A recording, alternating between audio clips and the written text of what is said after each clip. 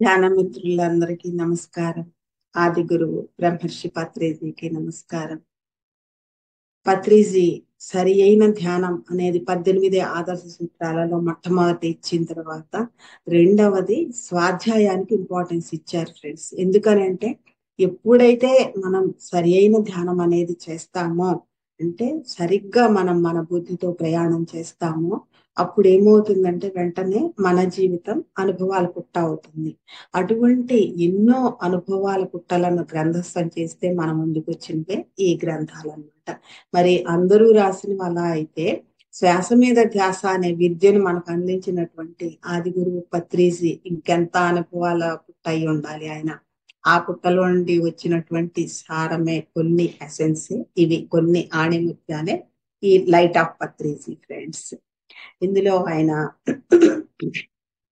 మనం రోజు ఒక పేజ్ నుండి చెప్పుకుంటున్నాము. ఈ రోజు 7th పేజీలో ఏమి ఇచ్చారనేది చెప్పుకున్నాం ఫ్రెండ్స్. ఈయన ఏమంటున్నారంటే, ఇందులో ఏం చెప్తున్నారంటే, sir, birth is an entry into and death is an exit from A particular biological system. Birth is a dip in and death is a come out అని చెప్తున్నారు. ఎంత సింపుల్ గా చెప్పేశారో లైఫ్ బర్త్ డెత్ గురించి. మనం sorry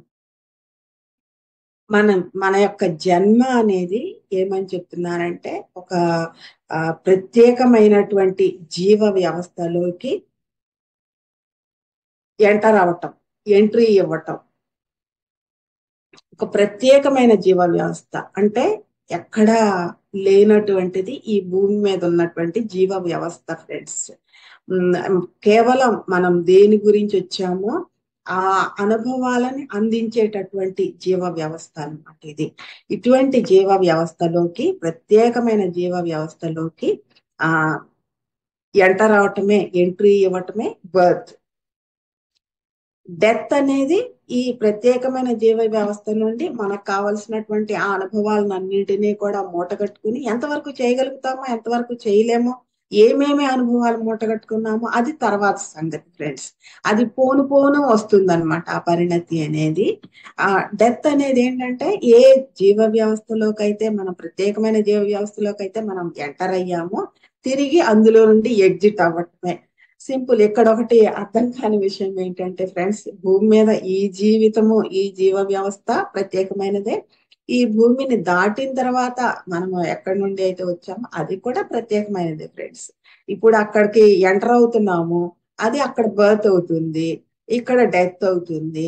మరి అక్కడ నుండి మళ్ళీ ఇక్కడికి వచ్చాము అనుకోండి, అక్కడ డెత్ అవుతుంది, ఇక్కడ బర్త్ అవుతుంది. మరి ఎక్కడ బర్త్ అండ్ డెత్ అనేది ఎక్కడ ఉన్నట్టు ఎక్కడ లేనట్టు ఎప్పుడు ఉంటున్నాయి కదా ఫ్రెండ్స్. అందుకే సార్ నో డెత్ అనే కాన్సెప్ట్ ఇచ్చారు.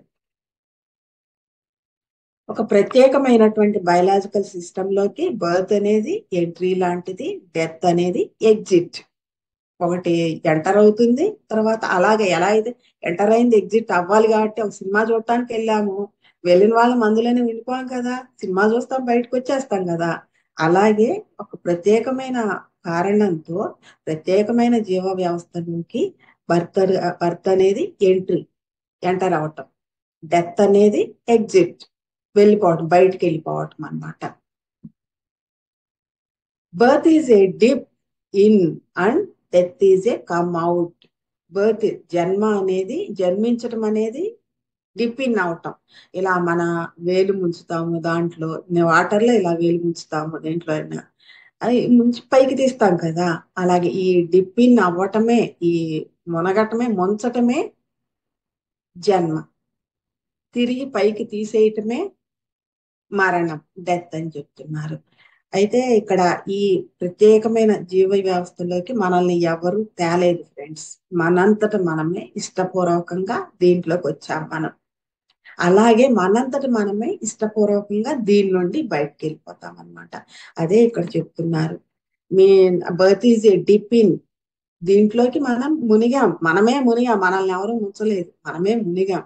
దీంట్లోకి మనం మునిగాం, తిరిగి మనల్ని మనమే ముంచుకున్నాం, తిరిగి మనల్ని మనమే బయటికి తీస్తామన్నమాట. అదే డెత్.